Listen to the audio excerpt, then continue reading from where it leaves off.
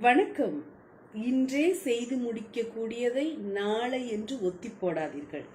நீங்களே செய்து கொள்ளக்கூடிய விஷயத்துக்காக இன்னொருவரை தொந்தரவு செய்யாதீர்கள். பணம் கைக்கு வரும் முன்னே அதற்கான செலவுகளை செய்யாதீர்கள். விலை மலிவாய் கிடைக்கிறது என்பதற்காக வேண்டாத ஒன்றை வாங்காதீர்கள். பசி தாகத்தை விட சுயமரியாதை பெரிது என்பதை மறவாதீர்கள். எவ்வளவு முடியுமோ அவ்வளவு குறைவாய் சாப்பிடுங்கள். விரும்பி செய்யும் எதற்காகவும் பின்னால் வருத்தப்படாதீர்கள். கற்பனையில் உருவாகும் கவலைகளை எண்ணி நிஜத்தில் வருந்தாதீர்கள்.